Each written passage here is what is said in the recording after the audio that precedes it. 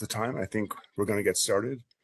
And welcome again to our second webinar on integrated system planning. Excuse me.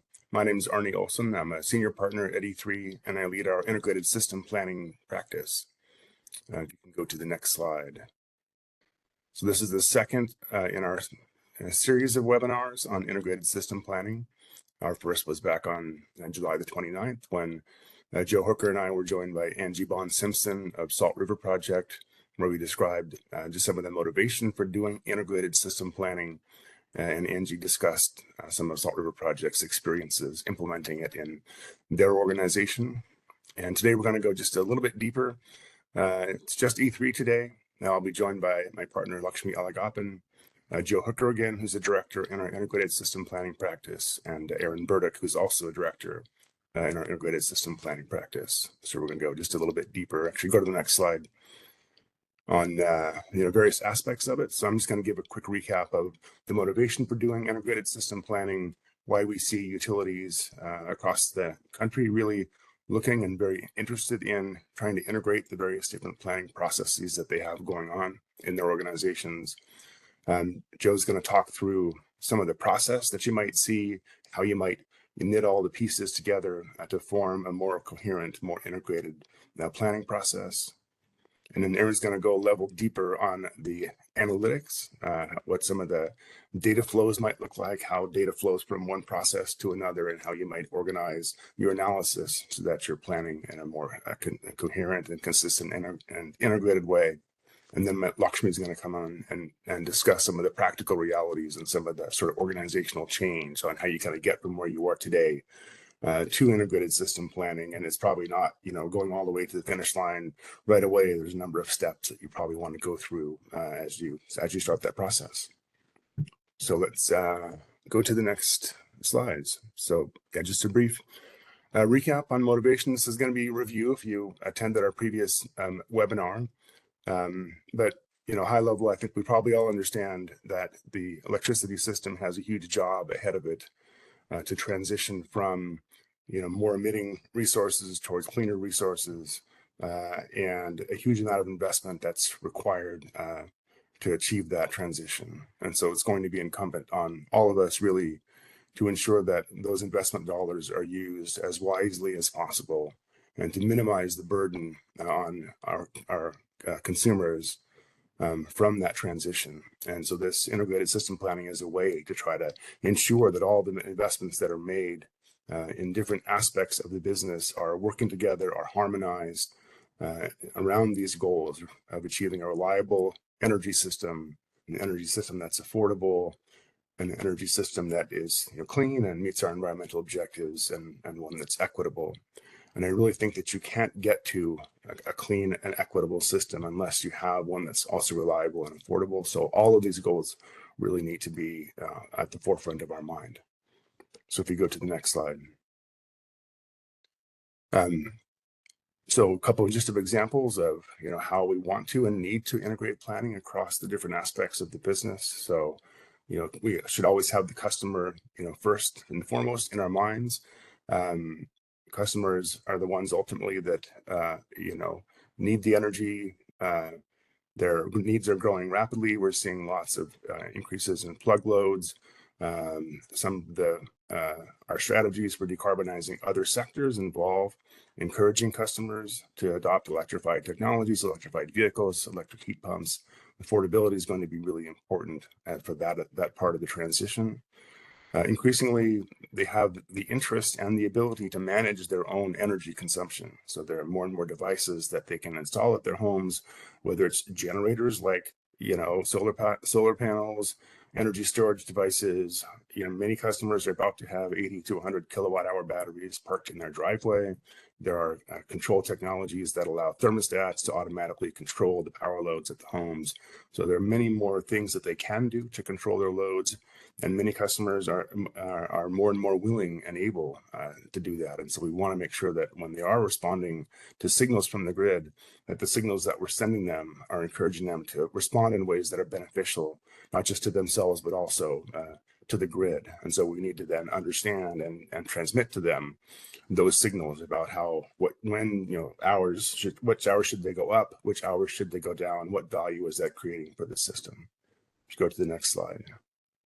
And those values are changing, and they're a function of the generation portfolio on the supply side. And the easiest example to understand this is just the Southwest example, where you have a lot of solar power coming onto the system. And we're seeing this today already, that we have many, many hours during the year when we have a lot of solar power available during the daylight, oftentimes too much solar. And so even at the bulk level, the solar is being curtailed. So that's a time period, in which adding more solar onto that system at that time is less valuable. You might want to encourage customers to consume energy during times when you have an excess, and during the daytime through things like vehicle charging, but you want them to consume less in the evening when the fossil generators are ramping up after the sun goes down, and that's when we have our most expensive and our most emitting generators on the system. These dynamics might be very different in a system that's winter peaking across the northern part of the country. Maybe it's heavy on wind generation. It doesn't have the same diurnal pattern. So the response that we want from our customers depends on what's happening on the bulk system and what the supply portfolio looks like as you go out over time. So just an example of how we want our customer programs and our customer planning on our rates to be integrated and reflect what's happening on the bulk system, both in terms of our own portfolio and in terms of the wholesale markets, if you're in a utility that's in one of those. So if you go to the next slide. We're increasingly seeing the need for large investments in new transmission across the country. This is a very, high profile issue. It's gotten a lot of attention in the capitals and the states and provinces and national capitals. A lot of this is driven by larger weather systems that are covering larger areas of the country. A lot of it's also driven by the need and the desire to invest in new generation sources that might have very specific locational requirements. And I think wind generation and geothermal generation is the easiest to understand. The wind really only blows strongly in certain places. That's where you want to locate the wind farms that might be distant from loads. And so your transmission needs are going to be a function of your generation portfolio. And over the last 20 years of the open access era, we really have planned our transmission almost separately from our generation supply. The transmission has been planned to meet load reliably, and the generation has been kind of built around the transmission. And we're seeing that changing. And California is a good example of that, where 10 years or so ago, the ISO and the Public Utilities Commission developed a memorandum of understanding where they can share data on where the generation is expected to be located and have that inform the ISO's transmission planning process. If you go to the next slide. So this is not entirely true, but I think it's largely true that system planning is pretty siloed. Generation has again been planned separately from transmission. Distribution is planned separately. Sometimes there's integration with what we're doing on the customer side, but not always.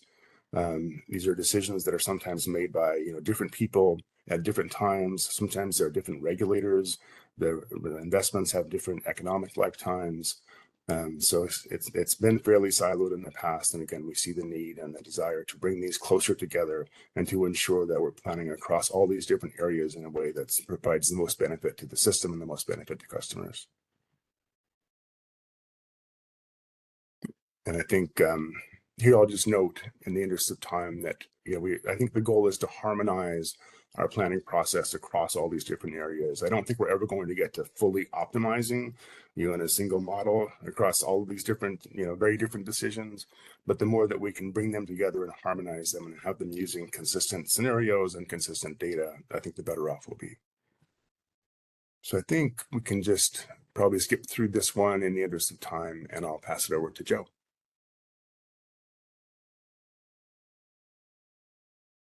Great. Thank you, Arne. So I'm going to go over what a high-level process looks like for integrated system planning. So this will be higher level to start, and then Aaron is really going to take a deep dive in what some analytical approaches look like. So first, these are the building blocks that we see for integrated system planning. First, scenario planning, really being able to characterize the future and what are the key sources of uncertainty. Second, using common inputs and assumptions across all of the planning processes and making sure that the same load forecast is being used for resource planning, transmission, distribution, et cetera, and making sure that all of that is consistent with the scenarios. After that, coordinating the system planning processes, and the graphic on the right is kind of a high level schematic of kind of the integration that we see as being important in integrated system planning. Aaron's really going to unpack each of these links, but I think the important thing to recognize is that we want integrated system planning to really kind of integrate these different modeling processes. It's not necessarily just a one-way flow of information from one model to the next. There's the potential for even some iterations between models and really trying to factor in all parts of system planning throughout the entire system planning process. After the modeling piece, really, the whole point of doing planning is to have it be actionable. So what are the actions coming out of integrated planning, and making sure that those are really integrated and really factoring in all considerations across the system. So we'll dive into each of these building blocks. First, on scenario design, that really we see as the foundation for integrated planning. And there are many ways to do scenario design. We could have a whole webinar just on that. This is just one way to think about it. But I think the two kind of important axes to think about are really what are the decisions that are in the control of the system planner, and what are the other factors that are outside of their control. So this matrix is one way of thinking about those two axes, where the columns are different decisions that a planner could make, be that, a large plant retirement or major new transmission project or new customer program and rate design strategies, what technologies to rely on. These are all things that the planner has control over and can kind of test through scenario design. And then on the left, the rows, those are external factors. So things that are really outside of your control, things like load forecast and policy goals and adoption of electric vehicles or electric heat pumps, and things that can really drive what the planning needs to solve for going out into the future. And so the goal of scenario planning is really to ensure that we're designing a system that is robust to a number of uncertainties. And by using a matrix kind of like this, you can, for example, take a single, planner decision and test it across multiple scenarios to ensure that that decision is really robust across a range of uncertainties in the future. And, similarly, you can look across a row here and say, for a given scenario, how do different planner decisions differ for that given scenario, and really understand what are the trade-offs between those different decisions. And then just the last thing I'll mention on scenario planning is that some groups already do scenario planning today, like, resource planning in an integrated resource plan. That's pretty typical to do scenario planning. But for some planning groups, scenario planning, it would be new to them. Most notably, I think distribution and transmission planning. And so just getting your head around scenario planning and what are good scenarios to use to really understand full system planning is really an important first step in integrated planning. So once you have your scenarios, the next step is really to characterize your system needs and forecast what those look like. So forecasting load, DER adoption, electrification, and really understanding what you need to be planning for. The goal, as Arne described, is really to plan a system that is reliable, affordable, and sustainable.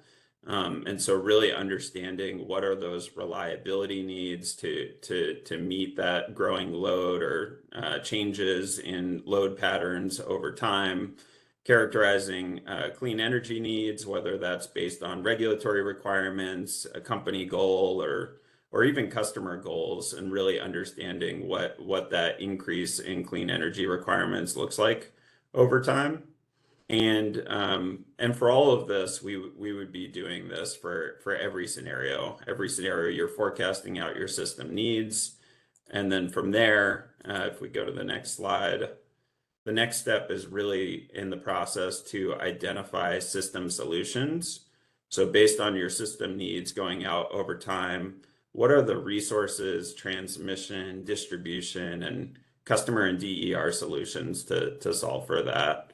And integrated system planning is really meant to look across that full suite of solutions and really evaluate things on an equal playing field to really understand what are the trade-offs and what are solutions that can really meet those needs cost effectively. And by doing this integration, the hope is really that we can realize some of those benefits that Arne mentioned. So we can understand what's the trade-off between, more local resources or more remote resources, or how can we best leverage what customers are already doing in terms of DER adoption, for example, to provide the most benefits to the system. And really inform the value of those different actions. And by doing all this in an integrated way, one of the goals of integrated system planning is to understand what are different trade-offs between reliability, affordability, and sustainability. And by having this full system view, you can get at that. So I won't spend too much time on this. I think Arne mentioned already, we really don't see a single model to rule them all as the solution here. The tendency is to want to, bake everything in a single model and hit run and optimize the system. We really don't see that as feasible, both for technical and also practical planning reasons. And so what we see as a more feasible solution is really coordinating multiple modeling processes and ensuring that you're using the right information in each one, and really coordinating that planning across different parts of the system to make sure that you're accounting for how each area influences another area. Next slide. So I'm not going to go over this table in detail. Aaron is going to walk through the different modeling processes that we see as important for integrated planning. We have listed out which modeling processes we do think are important for integrated planning. And this table really highlights which planning areas each of those modeling processes touches. And we've designed this in a way to ensure that across all the processes, you really have all four areas of planning covered: customer DER, distribution, transmission, and generation. And then also it's important to realize or recognize that some of these modeling processes actually cut across multiple planning areas. So one area would be load and DER downscaling, really being able to understand where on the system is the load showing up, what are the profiles for that, what does the DER look like, what are the capabilities of that DER, and that really impacts, where on the distribution system you need investments, where on transmission, etc. So if we go to the next slide, I mentioned earlier the whole point of doing all this integrated planning is really to come up with actions. What is an actionable plan that you can move forward with and actually make near-term decisions to advance towards this future that you're outlining in your integrated system plan. One of the key steps here is to really process all of the information that you're learning from doing all the modeling across all the scenarios, and being able to distill that into what should you do near term that is robust across futures and really moves the needle in the near term towards meeting your long-term goals. Go to the next slide. I'm not going to go through this slide in a lot of detail, just in the interest of time, but we've laid out some of the key actions that planners should be thinking about coming out of an integrated system plan, and really covering the full span of the system here. And the thing that I wanted to maybe end on in my section is just recognizing that all these plans really need to work together. There will be a generation team, a transmission team, distribution team, customer programs and rates teams that need to move forward with the planning, but making sure that these actions are really coordinated. They're based on integrated planning, and so they are consistent with a cohesive vision for the future, but making sure that those different plans work together. So, for example, if the plan is to, procure remote resources, then you need to be thinking about where those resources are coming in on the system, what transmission on your system needs to be upgraded to enable that. And so there's a strong linkage between generation and transmission there. And there are a number of other linkages as well. And then, the action plan, this isn't setting a course for the next 10 plus years. It also needs to be adaptable. And really, really one of the advantages of doing scenario planning is that you can also identify signposts along the way, based on how conditions may change in the future. How do you need to adapt some of these actions to be responsive to that, and really have not just a robust plan, but also an adaptive plan. So with that, I'll hand it over to Aaron. Maybe while Aaron's getting started there, I'll just note that I see some of the attendees are finding the Q&A box. I should have mentioned it at the outset, but please feel free to drop any questions you might have into the Q&A box, and we'll try to get to them all at the end of the hour. Okay, so next up, we'll be diving deeper, walking through those 11 different technical analytical processes that Joe noted earlier, and discussing some of the key data linkages between them that should occur during integrated system planning. So you'll see those same three categories: forecasting system needs, developing inputs and scenarios, two, your actual planning models that can identify system solutions, and three, developing action plans. So the first step in integrated planning, as Joe noted, was development of integrated scenarios and load forecasts, particularly in regions that have economy-wide decarbonization goals. That really requires looking at your entire economy and looking at the balance between different sectors for decarbonization options. So at E3, we use a tool called Pathways to do this. This allows us to map out different scenarios of electrification of buildings, transportation and industry, clean fuels productions, direct air capture, and carbon sequestration to produce integrated scenarios that meet clean energy goals. The electricity demands from those scenarios can then be used to develop load forecasts that can flow into downstream integrated planning processes for the electric system. As was noted earlier, downscaling those electrification forecasts is a critical component, particularly when we're thinking about transmission studies that require transmission bus level forecasts of load and DERs, and distribution studies that require you to go even more granular down to the feeder or the circuit level.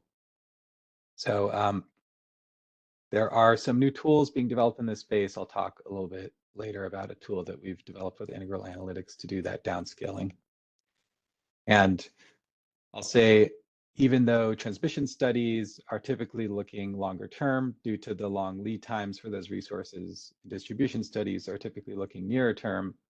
Those processes should have integrated set of inputs, particularly the load forecast. And we're also finding there's increasing benefit to looking at distribution analyses further out than has been done historically. That enables you to understand and gain insights from some of the large load growth potential that comes with electrification, as well as to ensure that your near-term investments that you may be making are right-sized, recognizing those long-term local needs. Now moving into the generation planning component. So there are two key studies that form inputs into this process. So we already have a set of scenarios and load forecasts, but now we need to consider the resource options to make available in capacity expansion analysis. So there's a resource option study that maps out the bulk grid resource potential and cost, the associated need for transmission upgrades to support delivering those resources to loads, as well as any incremental DER resource potential and costs that want to be considered in the capacity expansion. And then the second study is a detailed resource adequacy study. So this uses loss of load probability modeling, which considers weather variance over a broad range, typically decades of weather conditions, using either historical weather or climate-informed future weather. And this produces two key inputs into the generation planning optimization. The first is characterizing the resource need that is consistent with a reliability standard, such as the often used 1 day in 10 loss of load expectation standard. And then it characterizes the capacity contributions of each resource type that you're analyzing. So solar, wind, storage, flexible loads, et cetera. And it also needs to capture the interactive effects between those resources. So at E3, we typically do this using effective load carrying capability, or ELCC, and we can parameterize those interactions by looking at multidimensional ELCC surfaces. So then the capacity expansion optimization itself is performed. So this is a economic optimization that is subject to operational and adequacy constraints, as well as clean energy policy goals. And the result is a least cost portfolio of generation, storage, supporting transmission, and DER resources. This is typically done at the zonal level, and so then it may require more detailed resource mapping down to transmission nodes in support of downstream studies in transmission planning models. But the capacity expansion solutions really form the portfolios that are then studied in more granular processes downstream. So once you have your generation expansion solution, and you may have iterated in your resource adequacy model to ensure that that solution is adequate. Next step is production cost modeling. And production cost modeling can be done at the nodal and the zonal levels, and those often have different objectives. So zonal production cost modeling is done focused on validating the operability of the portfolios generated from your capacity expansion. So this involves looking at hourly or sub-hourly operational timescales with more detailed generator operating inputs, and also looking at detailed operating reserve requirements. Nodal production cost modeling can then be done with the goal of informing resource siting, looking at congestion and transmission upgrades needed to relieve congestion, and developing a DC power flow dispatch solution that can be then used as a basis for more detailed AC power flow studies in your transmission planning processes. So once you've validated the operability of the generation portfolios, next step is to study those via looking at snapshot conditions in your transmission planning studies. So this includes, as I mentioned, doing AC power flow, looking at contingency analyses and system stability. And as Joe noted, this isn't necessarily a one-way street. So you may learn things during your transmission studies that can inform transmission investments that are required, but can also feed back to dispatch limitations that you want to study again in your production cost modeling, or changes to resource siting or the actual resource portfolio in your generation capacity expansion. So lastly, in stage 2 here, once you've completed your G, T, and D planning, you have a solution. You can then look at the investments that are made and pull out the marginal avoided costs for use in valuing DER programs and portfolios, as well as for use in tariffs and or rate design. So the way that you do that is you can look from your production cost modeling and pull out hourly energy avoided costs. Your capacity expansion model can inform the value of capacity and clean energy contributions. And then your T&D studies inform the investments that are required on the grid side that may be avoidable by locally sited resources.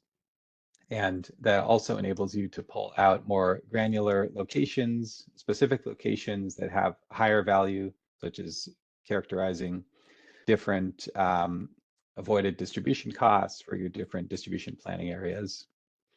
And then those avoided costs can be used for program evaluation that feeds back into your load and DER forecast for your next integrated system plan. And then stage 3, as Joe mentioned, is the development of action plans.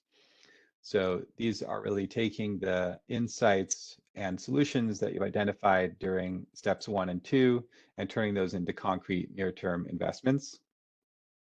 One thing I'll note, in addition to what Joe had covered coming out in the action plan stage, is that you also may have learnings from your planning processes that can inform pilots that you want to explore. So this could include looking at new commercial paradigms, new business models, as well as operational capabilities and grid modernization investments that are needed to support some of the identified solutions. So when you do integrated planning, you may identify new types of solutions that may not have reached full commercialization now. So after your planning process during the action plan stage, it can be useful to explore how to make those types of opportunities feasible. So you could think about investments in DERMS or DER communications and control that might be needed to fully manifest the benefits of non-wires alternatives. Okay, so now I will share some specific examples from some of these key integrations that I talked about using recent E3 projects. So first, we'll talk about the scenario development and load forecasting. So as I noted, E3 has a model called Pathways that looks at the entire energy economy and is able to develop scenarios that meet your economy-wide decarbonization goals. So this enables you to understand how much electrification growth is going to result from economy-wide decarbonization, what the trade-offs are between electrification and a higher reliance on clean fuels. And then it forms the foundational set of electricity demand inputs that then drive downstream electricity planning. So here's an example from a pathway study we did in Illinois for Commonwealth Edison. So we had 3 scenarios coming out of that. There's a reference case, and this chart is looking at the electric sector peak for those scenarios. So in the reference case, it is a summer peaking system, and you can see it's around 20 gigawatts. And then we have on the right side, a high electrification case that has almost double the electricity system peak. And it also shifts to a winter peaking system driven by space heating, heat pump loads. So we can develop these very broad scenarios that can help us really understand the long-term implications of economy-wide decarbonization on the electric system. So then the next step is taking those energy demands and turning them into the hourly load shapes that are required for electric system planners. So we have a few tools to do that: EV grid and reshape on the vehicles and the building side. Here is an example from our recent work we did with Nevada Energy for their IRP process, looking at a range of electric vehicle demands, but also electric vehicle charging shapes and how those impact electricity peak requirements. And then third, there's the downscaling. So we have worked recently to develop a new model with integral analytics. It's called Forecasting Anywhere, and it uses machine learning to do a geospatial forecasting of electrification load growth. So here's an example of applying that to Con Ed system in New York City. So we can take these electrification scenarios and then really forecast them down to granular levels that can be used to inform distribution planning in load seer, SIME, or synergy, as well as these three processes provide the core set of load forecasts for electrification used in transmission and generation planning as well. So next I'll talk about G&T integration. And there's a variety of ways to do this. So I'll talk about some of the fundamentals and give an example of one of the ways that Arne noted earlier, California is approaching this. So one thing to understand when you think about G&T planning is how storage fits in. And that is really a key part of optimizing future transmission needs. So you can consider two archetypes for where you would site your storage. So on the left here, you have your load centers and you have your remote generators, so your solar and your wind plants. And the left archetype is siting that storage in your load centers. And if you do that, it allows you to potentially displace local emitting resources near your customers. It also may support dual use applications like distribution deferral, but then that requires you to size your transmission to deliver those remote renewables. So that may lead to lower utilization of those transmission lines if they're sized to deliver, for instance, your midday peak solar production. Alternatively, you can site storage with the remote generators, which can allow you to increase the transmission utilization and reduce the size of those lines to deliver the stored energy during peak conditions. And this can be achieved via multiple different methods, so zonal or nodal expansion and downstream processes. Just to go a little bit deeper into the process that Arne overviewed earlier. So there's this memorandum of understanding between the California energy agencies, the PUC, the CEC, and then the independent system operator. And this is a integrated G&T planning process that has really been defined over the last 14 years. And it starts with the mapping of remote renewables to specific parts of the transmission system and identifying how the substations that they interconnect to, identifying the headroom and the upgrade costs associated with them. And so those are defined both on a peak and off-peak basis. Then the PUC integrated resource planning process using E3's resolve capacity expansion model takes those constraints and produces optimal portfolios by substation. Those then get mapped further down to the bus bar level through a joint agency process. And on the right here, you can see the results of that. So this is looking out through 2039 with many tens of gigawatts of new renewable and storage additions. You can see that the optimal solution in this case was to do both of those archetypes, to site the storage at remote generators to minimize off-peak upgrades and to site it also in the load centers. So the last piece I'll talk about is DER valuation. So this really involves looking at how DERs can contribute across generation, transmission, and distribution needs.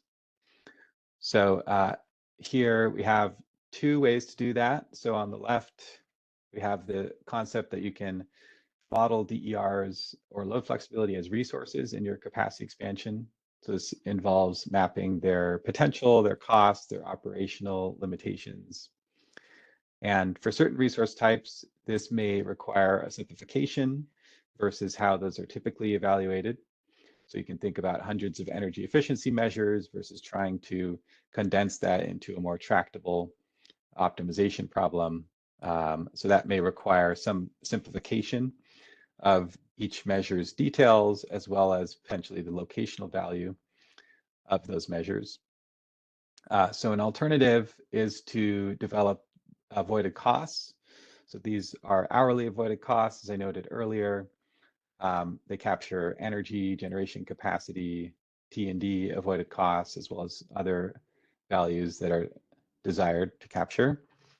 And this can really help to inform your DER detailed measure assessments, as well as portfolio analyses subject to cost effectiveness tests, in addition to supporting tariff and rate design. So with that, I'll turn it over to my colleague Lakshmi to talk about how to make this all reality. Aaron, this might be a good time, actually. There was a question in the Q&A about the sort of California process of calculating avoided costs and then using those to do DER evaluation versus trying to integrate DERs farther forward in the process and optimizing them at the same time as the supply side resources. I wonder if this is a good time to address that question. Sure. Yeah. Well, I kind of talked about that a bit in terms of what the trade-offs are for doing that. So it does depend really on your sourcing mechanism. So you have the planning stage, but then you also have to understand what are the sourcing processes to procure those DERs. So those are typically done through customer programs, as well as through tariffs. And at least in California, those processes have lent themselves better to the development of these avoided costs that can be used to study those measures in more detail and use the multiple cost effectiveness tests supported by avoided costs.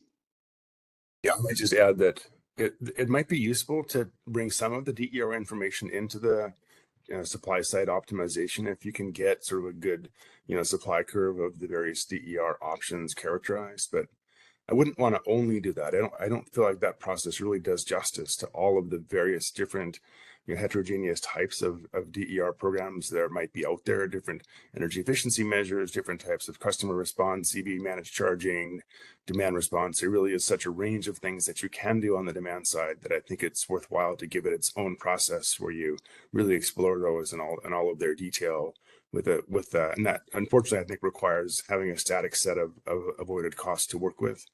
But I don't think you'll get the most out of your DERs if all you're doing is bundling them up into sort of these course bundles and trying to put them through a supply side optimization.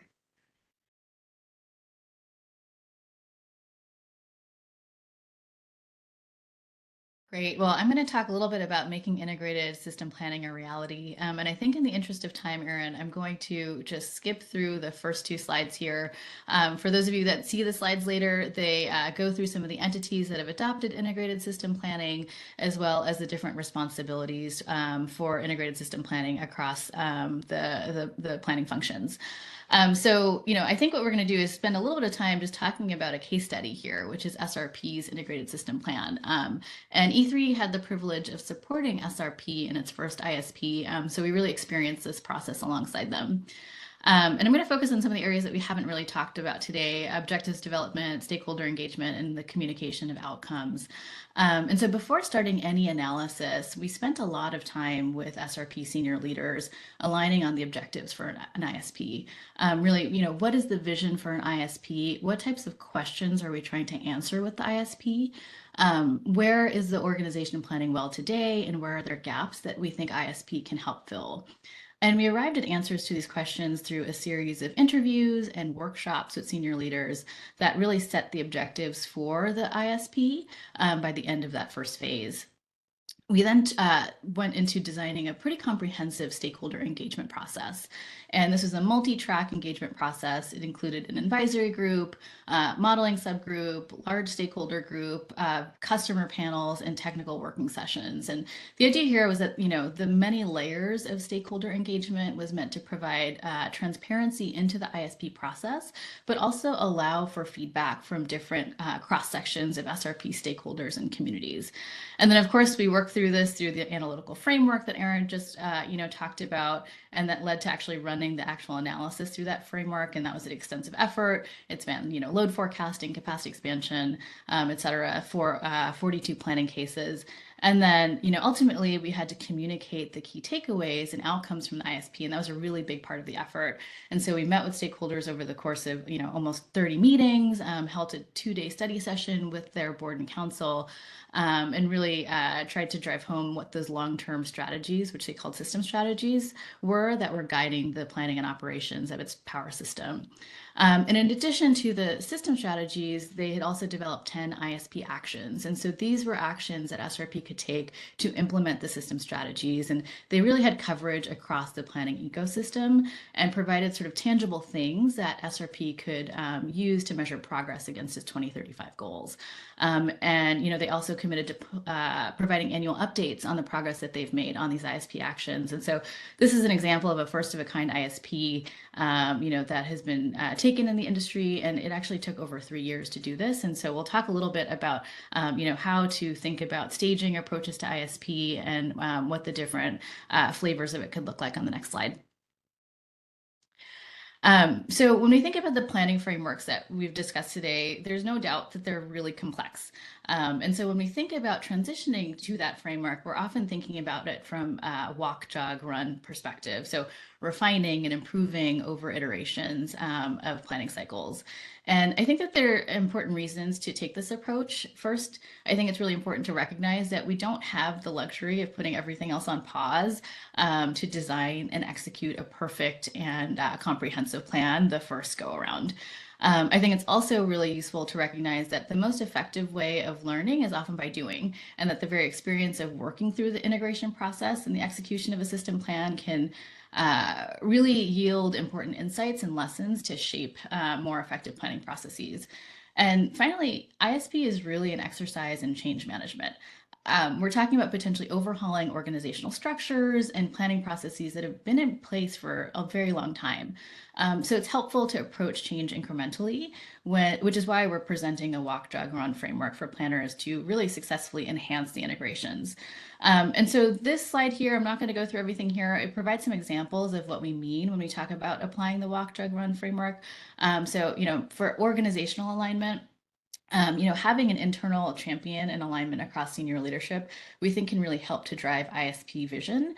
It also helps with being able to align on things like how to communicate the purpose of the ISP to all of the employees whose day-to-day are going to be impacted by changes that the ISP might bring.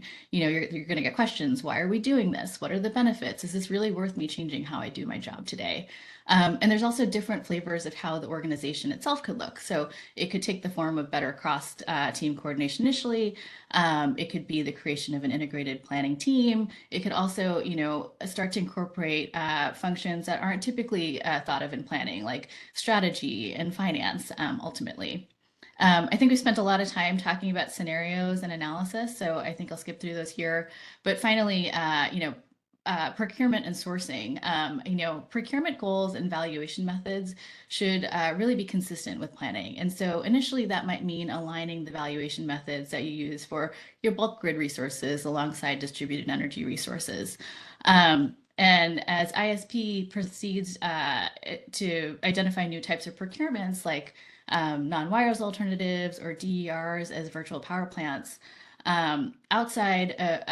doing pilots and operational studies outside of ISP to help facilitate implementation of planning solutions will be really important. And so in the long run, you really want to make sure that there's a feedback loop between planning and procurement, and then back again to planning so you can learn from the operational capabilities and really try to understand the limits of any new solutions that you're putting in place.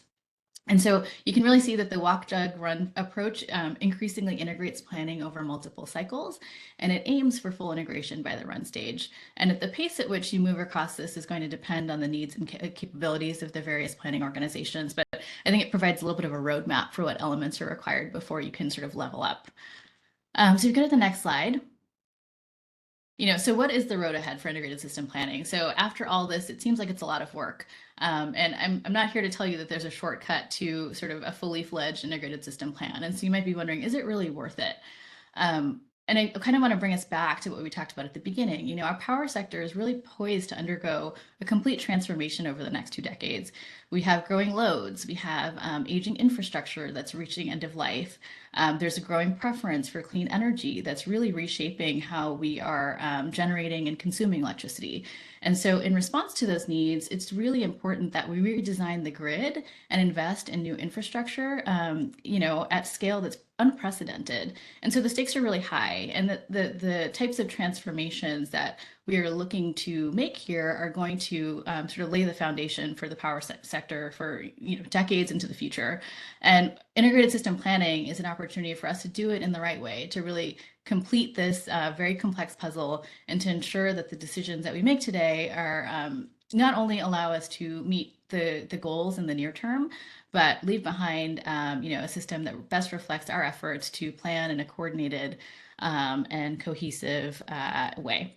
So with that, I think I'll open it up to Q&A, and I see that we have a couple of questions in the chat. Great. Yep. Thanks, Lakshmi, Aaron, and Joe. So one question, if we can go back to slide 24. So Aaron, I think this is in your section. The question is just about the connections between the transmission and the capacity expansion modeling. So what's the best practices for incorporating transmission costs into the generation planning? Should we really do co-optimization? Is that the gold standard, or is there another approach that we would recommend? Yeah, so as I mentioned, there isn't a one-size-fits-all approach here. So, clearly, if you're thinking about G&T optimization for, a 50 gigawatt system like California, that might be different than planning it for, your vertically integrated utility at a level of magnitude smaller scale. So there isn't a one-size-fits-all approach. The approach that we are often taking in our studies with utilities is to work to develop the transmission inputs needed to really develop your supply curve for your bulk grid solutions as an input into your capacity expansion. So that involves doing some analysis of where your remote resources and what are the transmission lines needed to support those. So that can then support a zonal capacity expansion optimization that does capture some transmission detail, and then that supports further downstream analyses using nodal PCM and your transmission analyses. So you then need sort of a potential feedback. Well, what if you didn't understand, if you put all your solar here, it's going to create a lot of congestion. So there may need to be a feedback process there. There are folks also exploring nodal capacity expansion, which is just a much bigger and more complicated optimization.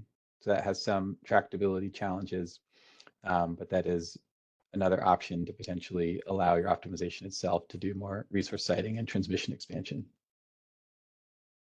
And I might note here, this is another example where there are different regulators potentially between the transmission and generation decisions. So the decisions are kind of being made by different parts of the company. You don't necessarily have, full information into what the generation might cost if you're, doing a resource plan with relatively generic information about what a solar or wind project might cost that would connect to a transmission project. You won't really know potentially what those resources will cost until you go out to the market, excuse me, in the procurement process.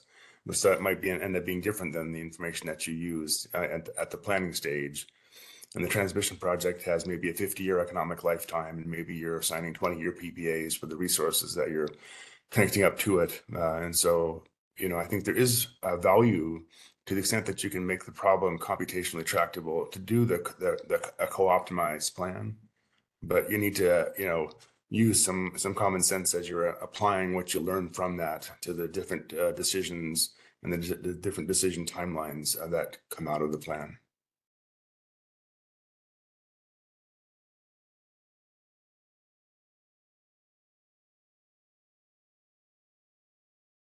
So here's an interesting one. Each utility undertaking ISP on its own is an impossible task. What are your thoughts about a distribution system operator contributing to integrated system planning, leveraging, I guess this would be an organization that would be across multiple different utilities. And who wants to take that one?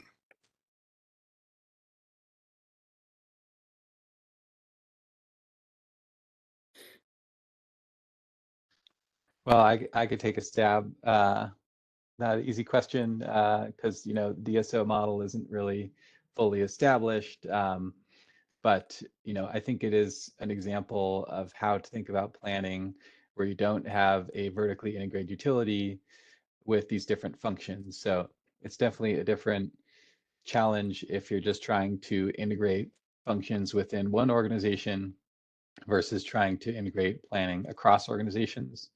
So you can think about the coordination between generation and transmission planning. So that's going to also depend on your state of regulation or deregulation.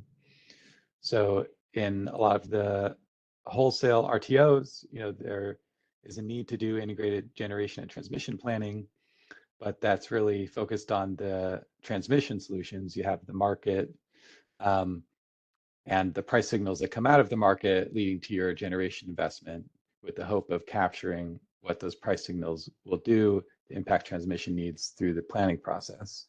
So you could also think about a similar model for a DSO.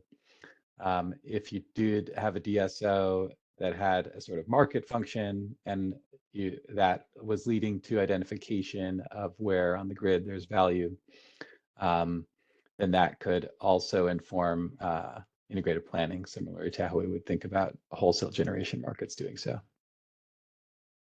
Yeah, I might just note here that the whole idea of a plan, it kind of assumes that you're sitting at the top and you can pull all the strings in exactly the right way and make everything line up the way that the modeling says that you should be able to.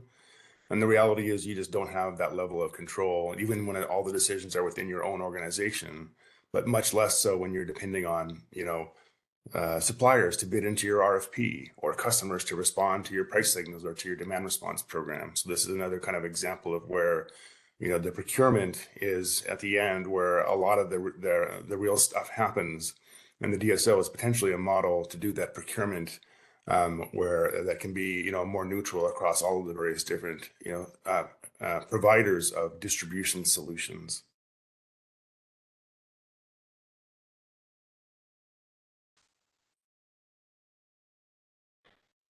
Maybe Lakshmi, you can take this one. Will West Tech be able to contribute to a utilities integrated system plan, or are there other regional transmission planning studies that a utility can kind of look to, and what would they need out of those plans for their own planning?